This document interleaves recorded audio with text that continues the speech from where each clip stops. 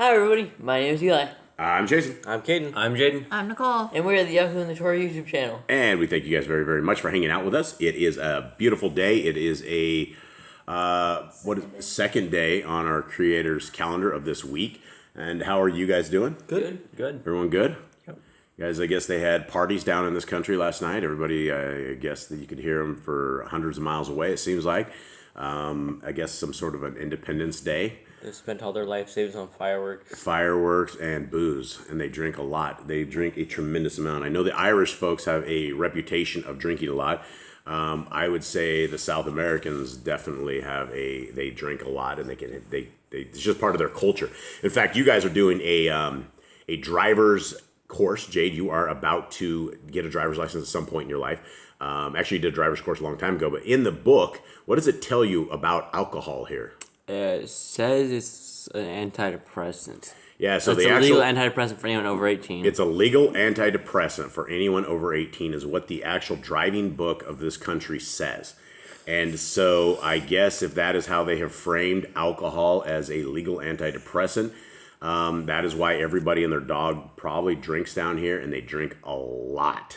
So anyway, I would not recommend that kind of drinking. It's just I wouldn't recommend drinking at all. It's not very healthy. I don't know if anyone's ever had a hangover or anything, but that cannot be healthy. Okay, we are in month 9 of our creator's calendar. It is the 4th day of his. This is the 4th day of his month. It's the 28th day on the Gregorian calendar, and that is pretty much that. And for anybody that wants to read along with us or actually read this very, very good scriptures, it goes right here and goes to online scriptures. And today we are reading out of the book of Luke. And so we are here at Luke 8. And this is a beautiful translation. Again, thanks to Nicole and Michelle for taking care of us and getting the stuff down. And what else do you guys have? You guys have anything interesting? Give me a praise and worship. I'll tell you one thing. I thought this was maybe a little awkward. I don't know if this is TMI. I'm going to go down this road here. And the wife's like, oh no. I am not happy about, but I am wondering about, not even wondering about. I just think that zits, the human pimple, is an amazing feat. If you look at the entire setup of a zit and what it is a whole bunch of, I don't know if it's toxins or what exactly causes this to happen. But it is a way that our body gets rid of something, and it comes to the top of it, we pop it out, and it heals right back up, right? TMI? No. You guys get it? It's like, it could be a lot worse. Imagine if we did not get a huge festering pimple, and under our skin, it would just rash up. There are so many things that our bodies do that we don't know why they do it or what exactly it's doing. But if it did not do it in this beautiful way, we would probably be all messed up. All right, anyone else have anything? The ability to talk, the ability to speak to other people. Because if not, we couldn't. If we're far away and we needed to scream something, no one would hear us. We'd be throwing rocks on it. The ability to talk, yeah. And I would also say the ability to not talk is amazing. Silence is such an amazing thing. I'm not saying, when you have kids that silence is even better than normal, but I'm just saying sometimes silence. I think you are. Am I? Yep. Oh, I don't mean it to be bad, but I mean, silence is a beautiful thing, and a lot of times we find so much peace in silence. Anyone else have anything? Hearing. Hearing. Yes. Well, if something bad Speak. Use that talking that Jade just talked about. If something bad was happening behind us, we have no idea what's going on because we wouldn't be able to hear a thing. We do just all we can do is maybe sign language. That'd be the only way to understand each other. And also if I were to go out and find the cows, it'd be impossible because I'd never hear a thing. Yeah, another thing I guess is we're talking on sight and hearing. Imagine if you cut yourself and you didn't feel the pain, right? You'd look down and there'd be a pool of blood down there and you have no idea why. Cool. Or you're walking in town or something and somebody shoots you in the back and you didn't even know yet. You go forward, but you don't feel that pain and you don't know that you're just about to keel over. Everything that we have is a sensory perception of our reality. And if we did not have these sensations, let's talk about itching. Itching. all of a sudden, out of nowhere, you end up getting an itch, right? You have no idea why you itch. So we know now down here, right? There's a couple rules of Jungle Club. Number one is if you feel like something is crawling on you, it is. Number two, don't smash it. Flick it. You got to take it off there. There's some problems because their big old beaks are usually smashed into your arm when you smash it, and so you smash their beak into your arm. So, where was I going with this whole thing? Itching.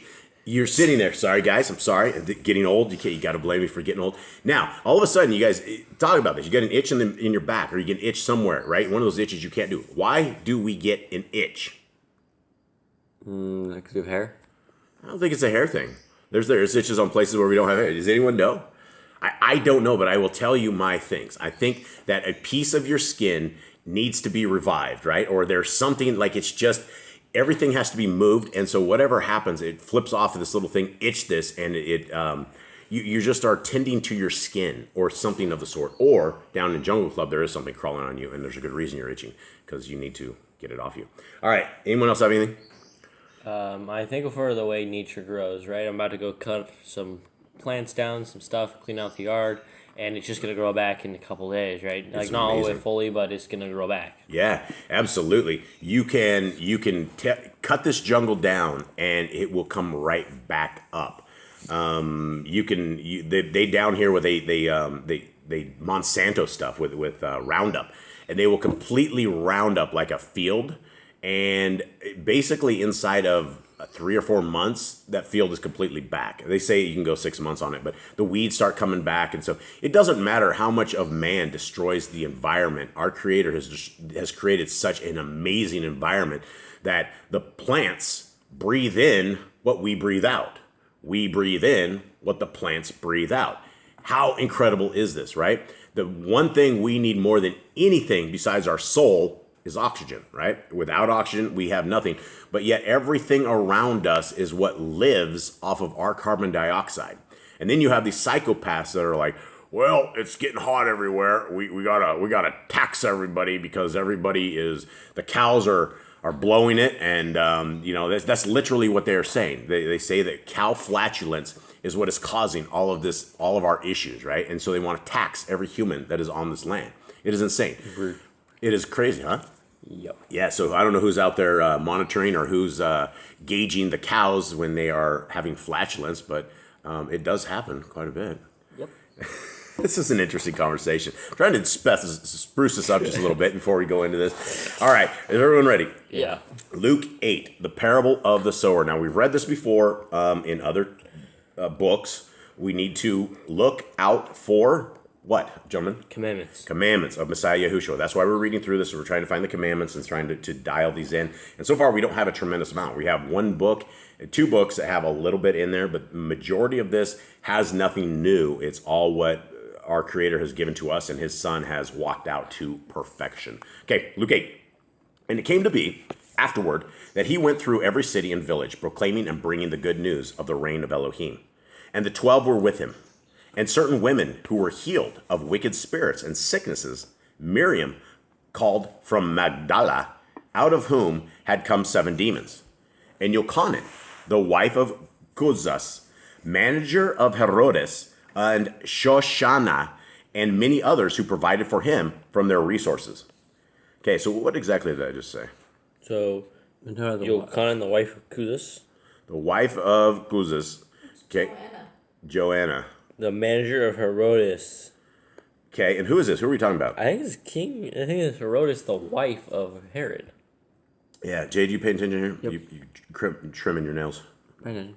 Okay, just checking.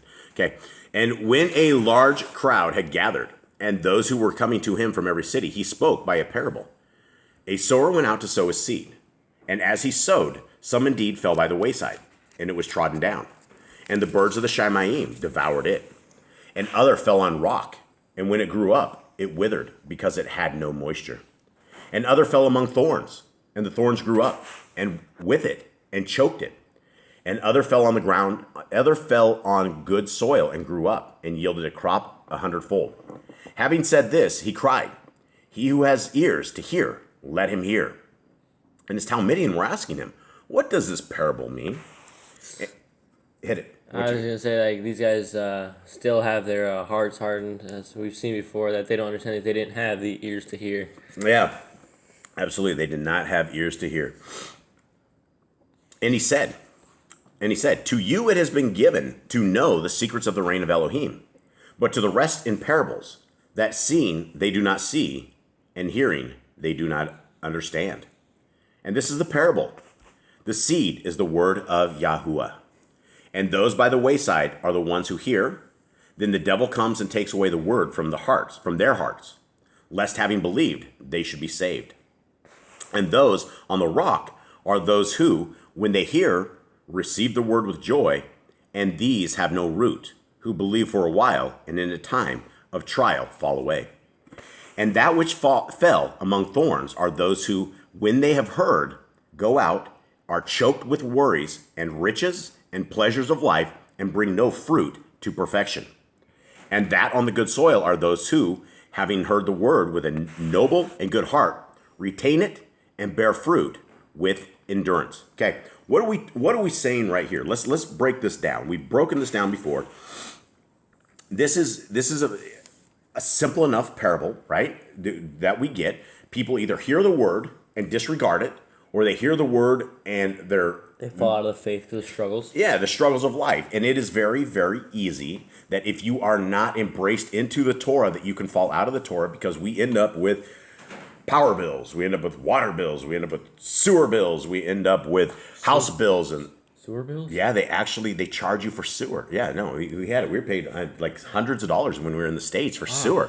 No, so if you are living in the United States of America, I don't know where else you are, but if you're living there, you will have normally either house payment or rent.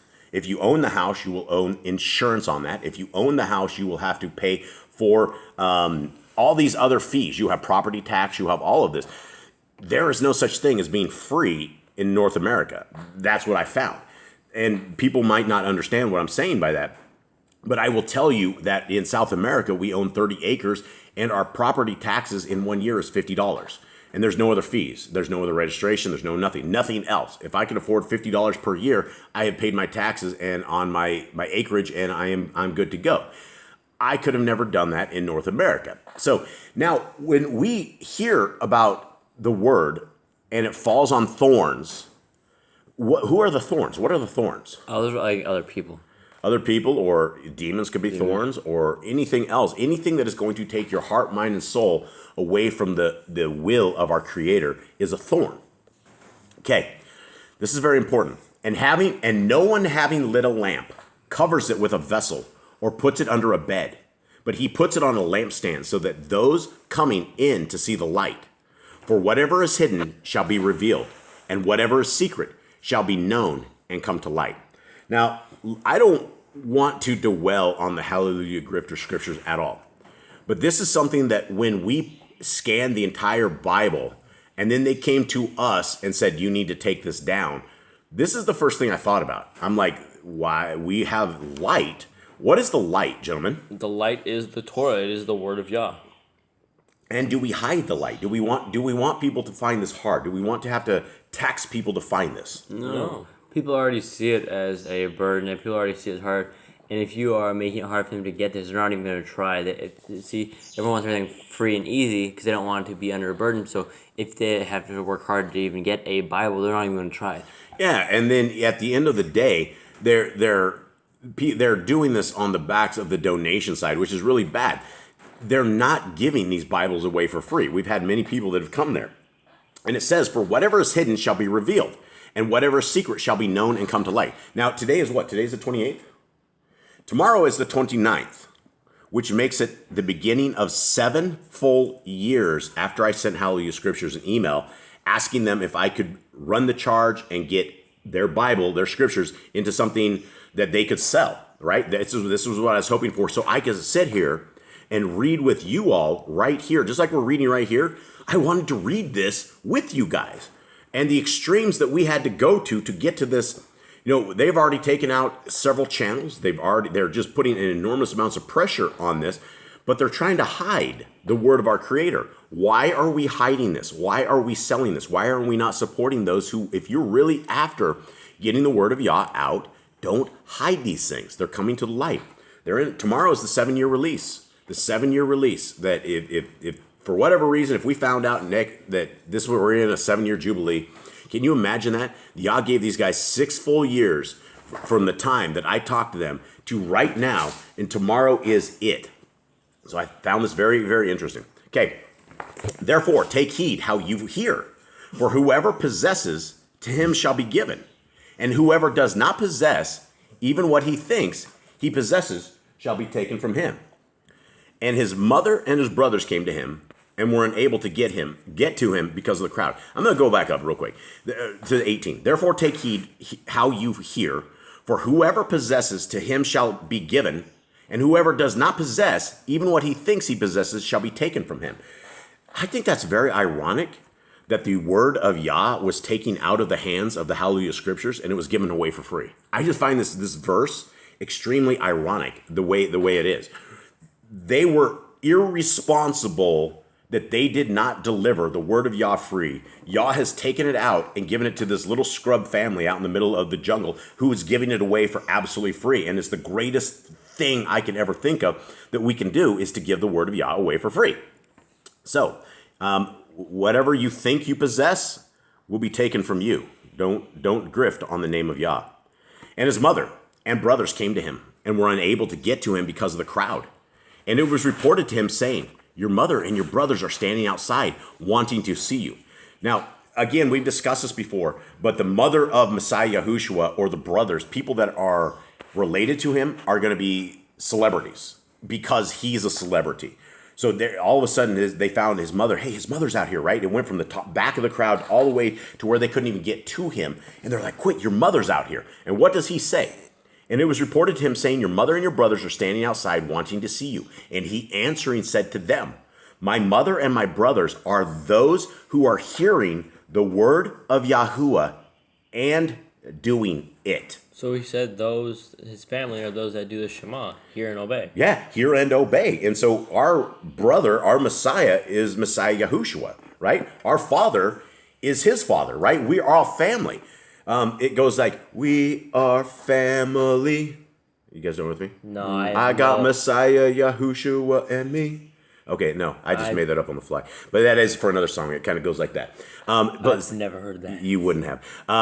So that is it. Our brother, our Messiah, this is family, right?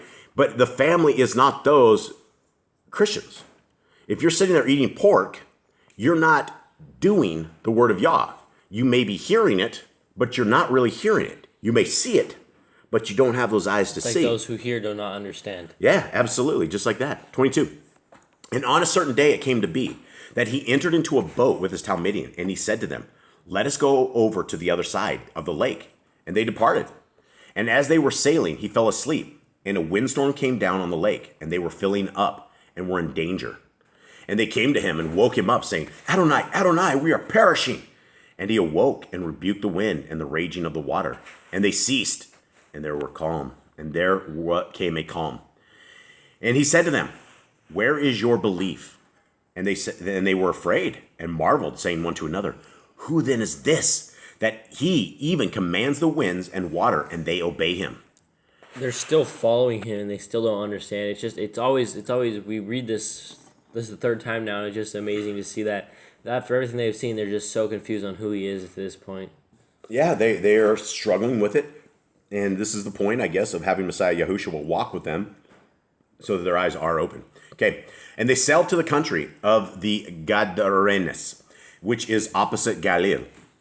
And as he went out onto the land, he was met by a certain man from the city who had demons for a long time, and he wore no garments. And he was living in a house. He was not living in a house, but in the tombs. Okay, it says there's no garments, right? Why? So he's walking around naked. Yeah, so this guy's coming around in the buff, coming up to Messiah Yahushua.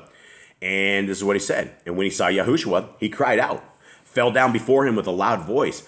What have I to do with you, Yahushua, Ben of the Most High Elohim? I beg you, do not torture me. Okay, the demons are scared of being tortured. Why they're scared of what would torture a demon. And it actually tells us a little bit further on down here what it is, why they're so scared to go, and why he went into the pigs. And we didn't have this before. We didn't know why they went into the pigs exactly. But, is everyone ready? Yep. 29. For he had commanded the unclean spirit to come out of the man, for it had seized him many times, and he was bound with chains and shackles, being guarded. And breaking the bonds, he was driven by the demon into the lonely places. Okay, more stuff right here.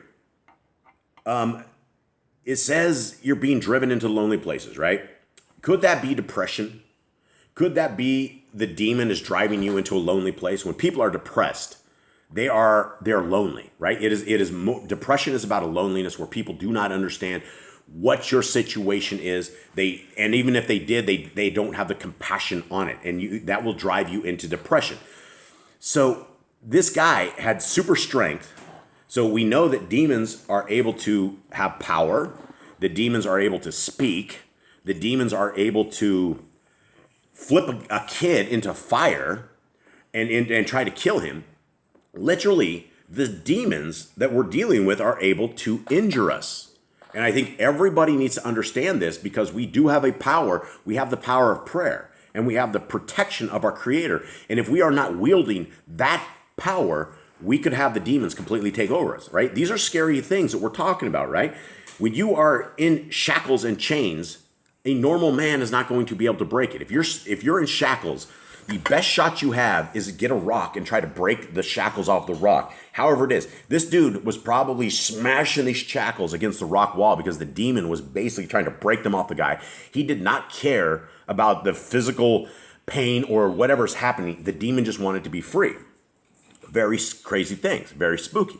30. And Yahushua asked him, saying, "What is your name?" And he said, "Legion," because many demons had entered into him. And they were begging him that he would not command them to go out into the bottomless pit. Okay, so there we go right here. They were freaking out, and they wanted to go to the pigs because they did not want to go to the bottomless pit. Where's the bottomless pit? I think Sheol. Could be Sheol, yeah. Sheol Could be for the badge. Could be. We also know that Aziel is in a somewhat of a bottomless pit with rocks and hurled things on him. Sharp rocks all over him in darkness for a very long time.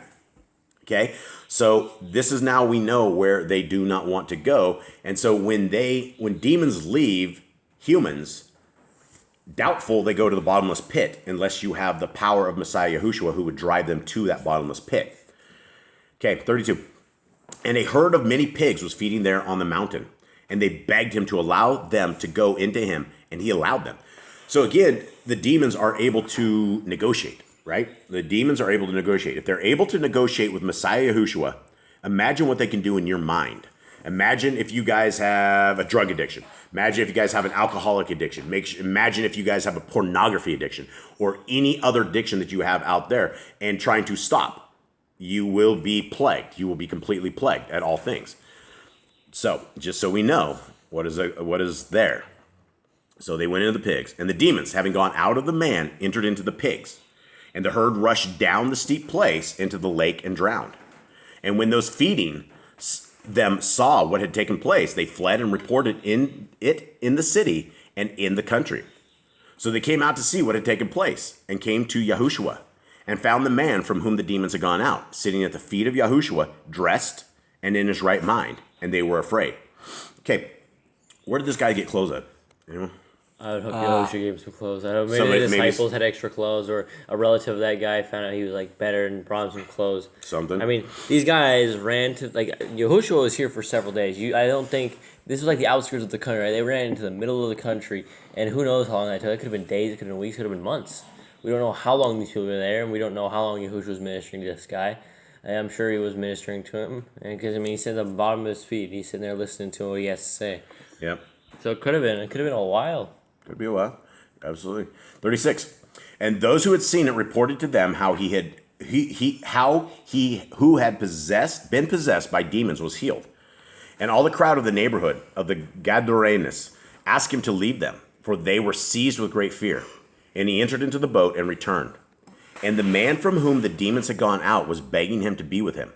But Yahushua sent him away, saying, "Go back to your house and relate what Elohim has done for you." And he went away, proclaiming through all the city what Yahushua did for him. I think another reason he wasn't allowed to go is not because only he was just how messed up he was, but also he wouldn't have been accepted back in Israel. This is the land of the Gentiles they were in. This was outside of the place of Yahudah where they would have been accepted. If he would have gone around doing this, they would have stoned this dude.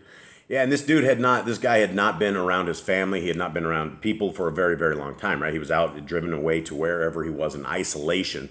And so, I mean, Messiah Yahushua was basically having him go back into, life, and the first thing you're going to do is when somebody heals you like this is you're going to want to grab his feet and you're going to want to be drugged wherever he goes. You don't want to lose that one who freed you of this kind of stuff. And so this guy did not want to go back to the demons, and he probably had these demons and lost the demons and came back to him over and over and over, and he just couldn't shake these things. And finally he was free.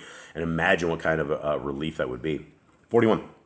And see, there came a man whose name was Yair, and he was a ruler of the congregation. And falling down at the feet of Yahushua, he was calling upon him to come to his house, because he had an only daughter, about 12 years of age, and she was dying. And as he went, the crowds thronged upon him. And a woman having a flow of blood for 12 years, who having spent all her livelihood on physicians, wasn't able to be healed by any, came from behind and touched the tzitzis of his garment, and immediately her flow of blood stopped. Now, I don't know. This might just be common sense, but here is something that this woman spent everything that she had on these physicians for 12 years. People that are in the medical industry today that are sitting here taking every last dime that you have and you're paying it to the people with the snakes going up the pole, and they're sitting there, trying to save you from cancer by injecting you with radiation.